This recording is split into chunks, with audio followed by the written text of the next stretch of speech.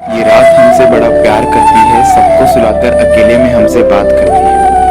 कहती है जो चद्दर ताने सो रहे हैं सब, इनसे मत घबराना। जब बन जाओ कुछ तो इसी रात में बैठकर हौले से इत्मीनान से खूब देर तक सो जाना। Hello guys, welcome to our channel.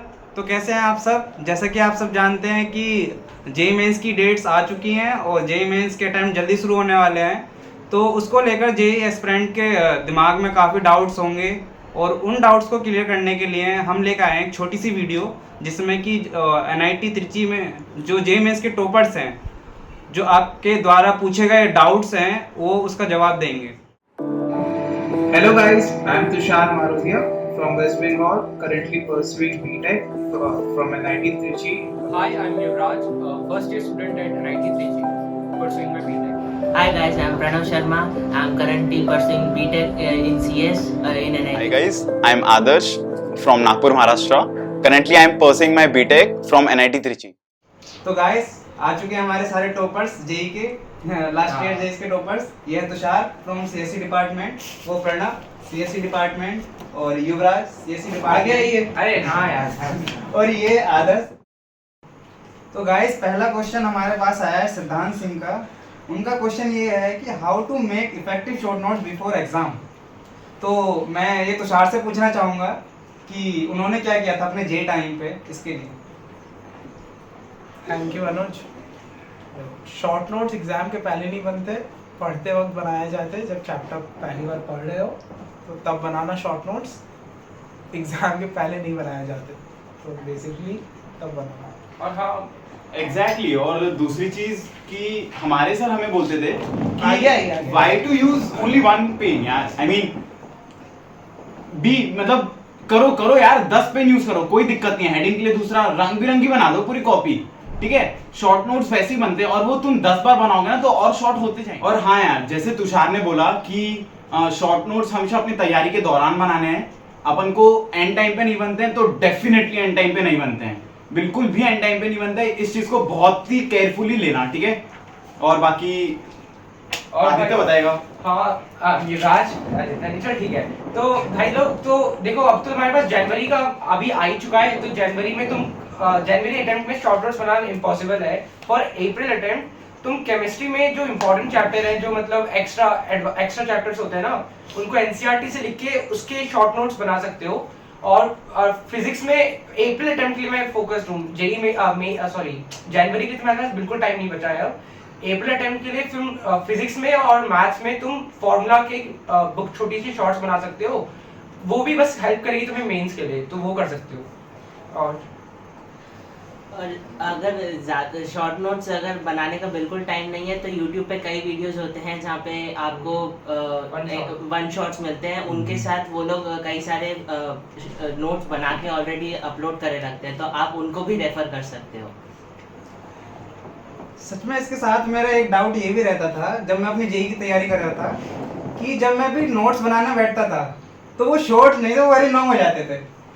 वो आज तक मुझसे शॉर्ट बने नहीं और नहीं मुझसे कंप्रेस होते थे।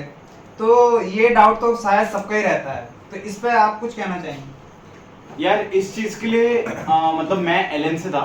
एलएन वाले तो बुक देते हैं, ठीक है, फिजिक्स केमिस्ट्री मैथ्स के लिए वो शॉर्ट नोट्स की बुक ही देते हैं। अगर पॉसिबल होगा तो मैं उसकी पीडीएफ अपलोड करवा दूंगा अनुज से। नहीं तो काफी सारे वेबसाइट्स है, जैसे E2s हो गया और रैंकर्स जेई हो गया, ये लोग भी प्रोवाइड करते हैं। तो वो भी एक बार लुकआउट करना। और मतलब बेसिकली हमारा तो मैंने क्लास में अपने नॉर्मल नोट्स लिखता था, बट तुमने अगर 5-6 बार नोट्स ही पढ़ लिए ना तो तुम्हें पता है कि कहाँ पे काम का मटेरियल है। लॉन्ग नोट में भी तुम्हें पता होता है कि इस एरिया में मुझे काम की चीज़ है, और फालतू एरिया में तुम लिखोगे ही नहीं। तो मतलब अगर तुमने ऑलरेडी 2-3 बार पढ़ लिया है तो ये तुम्हें कोई प्रॉब्लम फेस नहीं करोगे इस चीज़ में। तुम्हें पता है कि नोट्स में तुम्हारे काम मेन पॉइंट्स हैं। और अगर एक शॉर्ट नोट्स फॉर्मूला का ज़रूर बना लेना, containing only formulas for physics and maths. और केमिस्ट्री के लिए रिएक्शंस की ज़रूर प्रैक्टिस करना और उसके नोट्स भी बनाने ज़रूरी है। है अगले सवाल पे। तो ये क्वेश्चन काफ़ी जेई एस्पिरेंट्स के दिमाग में आता है और काफ़ी कॉमन क्वेश्चन है। तो इसके लिए मैं पूछना चाहूँगा प्रणव से कि प्रणव ने अपने टाइम पे कैसे मैनेज किए थे सारे सब्जेक्ट। शुरू में तो मेरा भी यही डाउट था, लेकिन फिर उसके बाद मैंने जो है हर दिन 2 सब्जेक्ट रखे थे, क्योंकि आप एक साथ एक दिन में 3 सब्जेक्ट पे बिल्कुल फोकस नहीं कर सकते। तो आप हर एक अल्टरनेट डे पे आप 2-2 सब्जेक्ट रख सकते हो, और उस पर आप आसानी से फोकस कर पाओगे और अच्छे से तैयार कर पाओगे। किसी का एडवाइस फॉलो मत करो, जो तुम्हारे लिए सूट करे वो करो। यार इस चीज में मैं बस इतना ऐड कर सकता हूँ कि तुम कोई सब्जेक्ट अपने हिसाब से डेफिनेटली चूज करना चाहिए, लेकिन इनऑर्गेनिक यार रोज के रूटीन में जरूर ला लेना है। हाँ, क्योंकि वो चीज तुम सब बोलते हैं रट लो रट लो रट लो, हो जाएगा, नहीं होता यार, बिल्कुल भी नहीं होता। तुम रोज पढ़ोगे ना तो तुम्हारे सबकॉन्शियस माइंड में बैठ जाएगा, फिर वो 4 ऑप्शन देख के ना खट से टिक होता है, तो वो बिल्कुल डेफिनेटली अपने रूटीन में ला लेना। ये है कि हाँ, मेरे साथ भी होता था कि 3 चैप्टर में 3 सब्जेक्ट एक दिन में मैं भी कर नहीं पाता था। तो मतलब माइंड में रखो 3 सब्जेक्ट करना है, पर मैक्स 2 ही हो पाता था। तो मतलब ना लगता था कि 3 सब्जेक्ट करना है, तो मैं ज्यादा टाइम स्पेंड करता था पढ़ाई में। तो और 2 ही कर पाता था, तो कोई प्रॉब्लम नहीं है। अगले दिन एक चैप्टर फिक्स रखो, अगले दिन स्विच कर लो दूसरे सब्जेक्ट के साथ, तो ऐसा कर सकते हो। तो अनुज भी सवाल के जवाब देना चाहते हैं, बड़े उतावले, तो सवाल मैं पूछता हूँ। तो निधि बंसल का सवाल है, बड़ा डिमांड है, काफ़ी लोगों ने पूछा है, क्या रिलेशनशिप में होना चाहिए जेई की पढ़ाई के वक्त? तो मैं तो अपना पर्सनल एक्सपीरियंस बता रहा हूँ, कोटा में था, सिंगल था, तो रिलेशनशिप में था नहीं। जो थे उससे उनका एक्सपीरियंस लेते हैं। स्टार्टिंग में अनुज आप बताइए कि आप रिलेशनशिप में थे?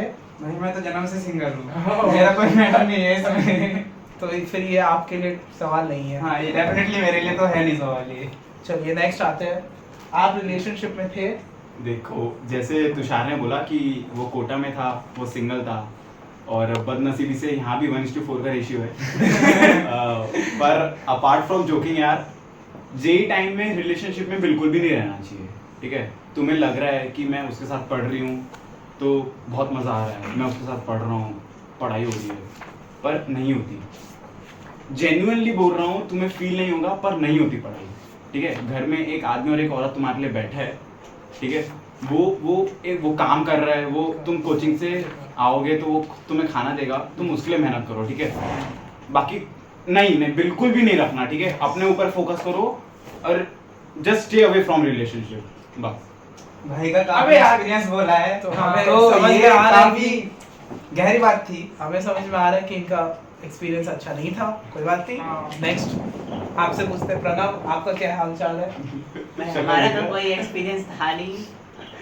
आगे बता रहा है ये बात। भाई यार, मेरा भी कोई रिलेशनशिप का कोई चक्कर नहीं था, बट अपने आप की पता होना चाहिए कि तुम अपने रिलेशनशिप को कर सकते हो मेंटेन पढ़ाई के साथ, तो करो। मेरी इतनी कैपेबिलिटी नहीं थी, मैं जानता हूँ मैं नहीं कर पाऊंगा, डाइवर्ट हो जाऊंगा पढ़ाई से, तो मैं दूर रहता था इन चीज़ों से। तो फिर यहाँ तो अच्छे वाली स्टोरीज तो नहीं मिली। The next question is from Harshit Yadav. He is asking what books will you suggest before the exams? So I'll pass this question to Pranav. Please answer the question. इसका आंसर तो ऐसा है कि भाई आप जिस भी किसी कोचिंग सेंटर में होंगे तो आपको स्टडी मटेरियल प्रोवाइड करते हैं, तो वो स्टडी मटेरियल जो है वही काफ़ी होता है, आप उसी को ही रेफर करें अपने एग्जाम टाइम्स में भी। Okay, good answer. What about Anuj? क्या लगता है आपको? जब मैंने अपनी प्रिपरेशन की थी, मैंने अपने कोचिंग का ही मटेरियल फॉलो किया था। मतलब कुछ ऐसे सब्जेक्ट थे जिनके लिए स्पेसिफिकली कुछ बुक्स फॉलो करनी पड़ती थी, जैसे ऑर्गेनिक केमिस्ट्री थी, उसके लिए कुछ स्पेसिफिक बुक्स थी, उनको फॉलो किया, जैसे MS चौहान इस टाइप की बुक थी। और फिजिक्स और मैथ्स के लिए स्टडी मटेरियल जो था कोचिंग की तरफ से जो दिया जाता है वो मोर देन सफिशिएंट होता है मेरे ख्याल से। तो यार मैंने भी अपनी कोचिंग मटेरियल ही सॉल्व किया था। स्पेसिफिकली फिजिक्स के लिए मैंने HCV सॉल्व करी थी, स्टार्टिंग से जैसे जैसे पढ़ा रहे थे चैप्टर वाइज ही सॉल्व करी थी। बाकी मैथ्स के लिए भी LN मटेरियल ही किया था, और इनऑर्गेनिक और ऑर्गेनिक के लिए भी वही किया था मैंने। If the question is just before exam, तो question was like just before exam books about books. So यार NCERT केमिस्ट्री के लिए NCERT just before exam, बस NCERT करो। और फिजिक्स मैथ्स में तो बस तुम्हें एक फॉर्मूला है और क्वेश्चन पेपर लगाओ, प्रैक्टिस करो क्वेश्चन, उसमें कुछ बुक रेफर करने की जरूरत नहीं है, बट जो एक्स्ट्रा चैप्टर्स हैं एनसीईआरटी से अगेन देख लो। मेंस के लिए, एडवांस के लिए अगेन एडवांस के लिए अलग से बुक होंगी, जो वो हम नेक्स्ट का भी वीडियो बनाएंगे, तो वो उसमें पूछ लेना क्वेश्चन ही है। तो बस तो नहीं, तो मेरे हिसाब से मैं अपना एक्सपीरियंस बता देता हूँ। मैंने कोई बुक्स फॉलो नहीं किया था एग्ज़ाम के पहले, मैंने खाली नोट्स पढ़े और सवाल लगाए। बुक्स तुम फॉलो कर सकते हो, खाली 10 ईयर्स लगाओ, काफ़ी है मेंस के लिए। एडवांस के लिए काफ़ी नहीं है, वो थोड़ा डिफरेंट है। मतलब इन शॉर्ट अगर इस क्वेश्चन की बात करें तो इसका फाइनल आंसर यही है कि प्रैक्टिस ही सबसे ज़्यादा फोकसिंग होनी चाहिए। बुक से ज़्यादा हमको प्रीफर करना चाहिए कि हम नंबर ऑफ क्वेश्चन कितने लगा रहे हैं और किस ढंग में लगा रहे हैं। सबसे इम्पोर्टेंट स्ट्रेटेजी होती है किसी भी कॉम्पिटिटिव एग्जाम के लिए, वो जरूरी है इसके लिए। रोक नहीं, मत रोक, चल बोलते हैं आगे। अच्छा एक और चीज ये भी है कि अगर तुम कोई एक बुक स्पेसिफिकली फॉलो कर रहे हो तो मेक श्योर कि उसे पूरा कंप्लीट करना है, ठीक है। हाँ, ये हमारे सर बोलते थे कि 100 जगह गड्ढा खोदोगे तो पानी नहीं निकलेगा, लेकिन एक जगह 100 फीट का गड्ढा खोदोगे तो जरूर पानी निकलेगा। बस वही वाली बात है यार। Thank you. अगला सवाल है पूजा का। पूजा हमसे पूछ रही है कि how to solve questions very quick and accurate during examination. तो मैं चालू करता हूँ, मैं बता देता हूँ मैंने क्या किया था।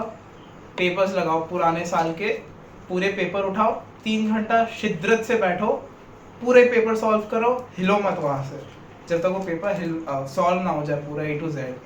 तो ऐसे अगर तुमने इनफ पेपर्स लगा लिए एग्जाम के पहले तो you will get enough confidence to give the paper, और मतलब उसके बाद ऐसा होगा कि मज़े आने लगेंगे तुम्हें।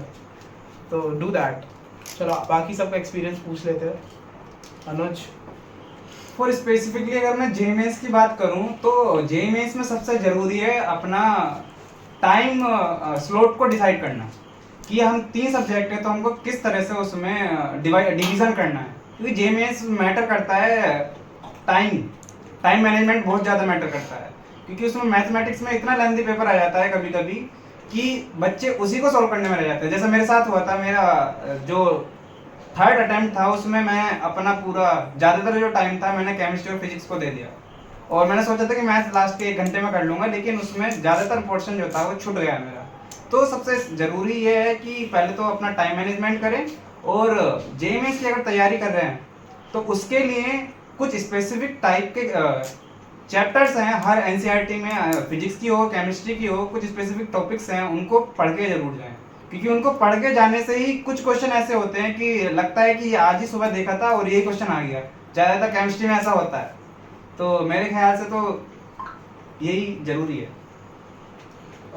तुमने एक पॉइंट उठाया कि पेपर मतलब कैसे स्टार्ट करना चाहिए फिजिक्स, केमिस्ट्री और मैथ से। तो मेरा कहना है कि कभी भी ऐसे मत सोच के जाना कि फिजिक्स से ही चालू करनी है, कि मैथ से ही चालू करनी है। अप्रोच रखनी चाहिए।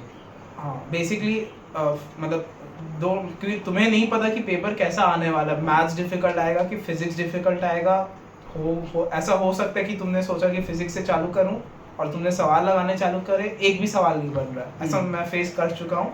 इसलिए अगर ऐसा हो तो just change to next subject, और उस सवालों पे वापस आना, बाद में सवाल होने लगेंगे।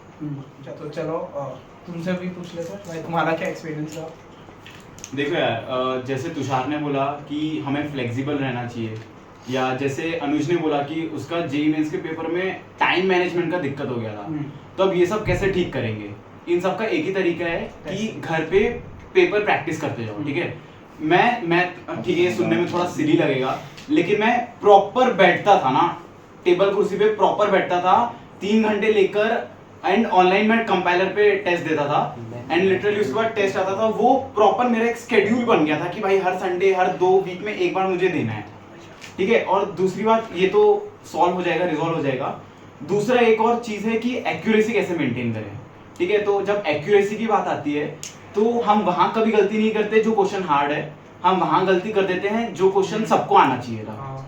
तो इस चीज़ के लिए यार थोड़ा सा कामली 30 सेकंड 1 मिनट एक्स्ट्रा दे दो चलेगा, लेकिन वो क्वेश्चन में 4 मार्क्स नहीं जाने चाहिए यार, सीधी बात है, ठीक है।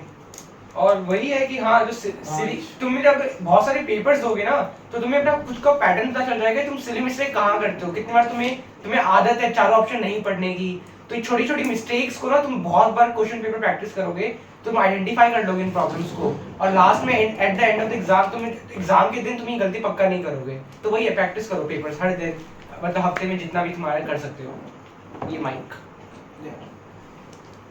और एग्जाम के टाइम पे जब प्रैक्टिस के टाइम पे जब तुम क्वेश्चंस करोगे तो तुम्हारे कई क्वेश्चंस ऐसे होंगे जो तुम सॉल्व नहीं कर पाओगे उस टाइम पे, तो आप उन क्वेश्चंस को एग्जाम प्रैक्टिस टाइम के बाद उस पर थोड़ा और टाइम एक्स्ट्रा टाइम लगाइए और उन क्वेश्चन को समझने की कोशिश कीजिए कि आपका वहाँ पे कॉन्सेप्ट वीक था या फिर आप टाइम कंस्ट्रेंट की वजह से वो क्वेश्चन नहीं कर पाए हैं।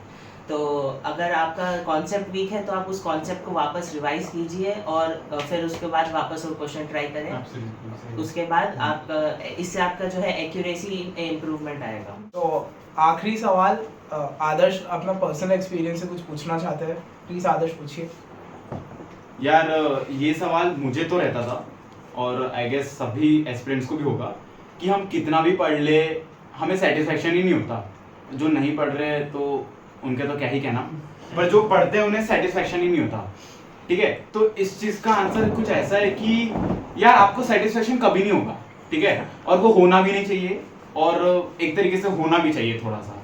ठीक है, पेपर के एक दिन पहले भी मुझे एक रात पहले ऐसे लगता था कि यार ये और पढ़ लूं, यार वो और पढ़ लूं, यार वो वाला क्वेश्चन वहां से और देख लेते हैं, ये वाले मॉड्यूल का ये वाला क्वेश्चन और देख लेता हूँ। यार चिल, तुम अपने आप पे भरोसा रखो, हो चुकी है तैयारी। ठीक है, बस। हाँ यार, बस भरोसा रखो और सब अच्छा ही जाएगा। जितना चिल रहोगे 10-12 मार्क्स हमारे इतने बढ़ने वाले हैं, तो चिल रहो, कूल रहो। तुमने पढ़ लिया है, मेहनत की है, तो रिजल्ट पक्का आने ही वाला है। उधर से माइक देखो, एग्जाम के एक दिन पहले आराम से खाली फॉर्मूलेस पढ़ना, ज़्यादा कुछ नहीं टेंशन लेना, और आराम से प्लीज सोना ज़रूर बहुत इम्पोर्टेंट है। और हाँ, मैंने लास्ट 2-3 दिन में केमिस्ट्री का जो एक्स्ट्रा चैप्टर्स होते हैं ना, वो सब कर लिए थे, एक बार वापस पढ़ लिए थे। तो करना है तो कर सकते हो। हमारे दोस्त जोश में आते हैं। तो जैसे मेरे दोस्त तुषार ने बोला कि हाँ, हमारे को आखिरी दिन हमारा रिलैक्सिंग रहना चाहिए, उसमें हमारे को सिर्फ फॉर्मूले पढ़ने हैं, और जैसे हमने शॉर्ट नोट्स पढ़ते हुए हमने कुछ ऐसे पॉइंट्स बनाए होंगे जो बहुत ही इंपॉर्टेंट है, वो जो याद नहीं रहते हमारे को ज़्यादातर, वो पढ़ने हैं।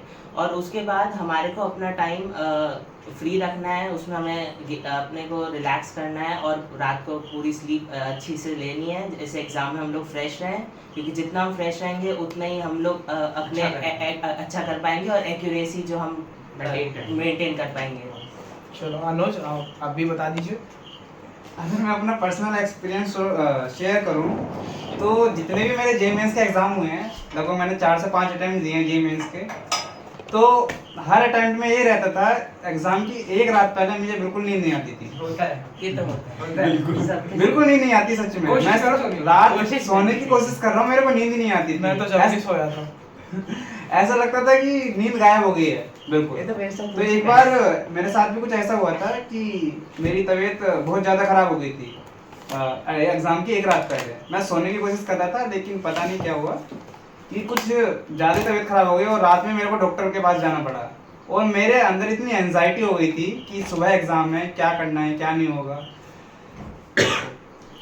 तो मेरा कहना बस यही है, उस टाइम पे मैंने इतनी एंजाइटी मतलब क्रिएट कर ली अपने अंदर कि मेरा जो वो अटैम्प्ट था वो सबसे बेकार अटैम्प्ट गया था। तो मेरा मैसेज यही रहेगा कि एग्जाम से एक रात पहले हाँ होता है कि नींद नहीं आती है, लेकिन कुछ ऐसा जरूर करें, एक्सरसाइज करें, फिजिकल कुछ करें कि तो आपको नींद आ जाए, क्योंकि वो अगले दिन एग्जाम में आपकी काफ़ी हेल्प करती है और आपको थिंकिंग कैपेसिटी खराब नहीं होती। बस मैं ये कहना। चलो, मैं अपनी तरफ से यही कहना चाहूँगा, एग्जाम दो, चिल मारो, कॉलेज जाओ। देखो, कॉलेज में भी पढ़ना तो पड़ेगा ही। हम अपने शहर में टॉपर्स थे, यहाँ के फेलियर्स है, कोई बात नहीं, चल रही है जिंदगी, पर दोस्त अच्छे हैं। इतना सच नहीं बोलना होता है। सच है यार, ये सच है। इट्स मोटिवेशनल, कोई बात नहीं। चलो, तो मैं अपनी तरफ से यही आखिर में कहना चाहूँगा, चिल मारो, एंजॉय करो, जेई आराम से दो, कॉलेज में घुस जाओ, उसके बाद अच्छे तो कुछ होंगे नहीं। देखो, पढ़ना तो तब भी पड़ेगा। हाँ, रेशियो भी अच्छा नहीं है, कोई बात नहीं, वो उसका अलग प्रॉब्लम है, हमारा ये प्रॉब्लम नहीं है। बट हाँ, मजे होंगे कॉलेज में, दोस्त अच्छे मिलेंगे, मुझे तो अच्छे दोस्त मिले हैं, इसमें कोई डाउट नहीं है। कैमरा के सामने तो हम कुछ दो चार 5 लोग हैं, कैमरा के पीछे भी 3 लोग हैं, तो उनका भी शुक्रिया हमारी तरफ से। आयुष्मान, और- हर्षित, श्याम। हाँ, आयुष्मान, हर्षित, श्याम सब यहीं पे हैं। ये और वही मेरे- क्वेश्चन पूछा था। मेरे NID त्रिची के सभी दोस्तों को अलविदा। I am signing off. Please Anuj, आपको कुछ कहना है तो कह दीजिए, चैनल तो वैसे हमारा है। हाँ ऑफ कोर्स भाई। तो आई होप कि इस वीडियो से आप सभी को कुछ हेल्प मिले, कुछ हद तक हेल्प मिले। तो इसी के साथ इसको वीडियो को एंड करते हैं। कुछ आज हमने क्वेश्चन उठाए थे आपके लिए जो हमसे पूछे गए थे। आगे भी उम्मीद करते हैं कि ऐसी वीडियो बनाते रहेंगे, आपके क्वेश्चन आते रहेंगे, तो हम आपकी हेल्प करने की काफ़ी पूरी तरह जो हमसे हो सकेगा वो कोशिश करेंगे। कल इनका पेपर है, लेकिन आप लोगों के लिए यहाँ पे बैठे हैं। मैं इनके लिए बहुत बहुत शुक्रिया बोलना चाहूंगा इनको कि आपका इंतजार कर रहे हैं अभी। चैनल में सब्सक्राइब और लाइक आप अपना प्यार दिखाएं, लाइक सब्सक्राइब। चैनल को लाइक करें, सब्सक्राइब लाइक करें। Share and subscribe yo guys. Bye. Thank you guys. Thank you guys, bye.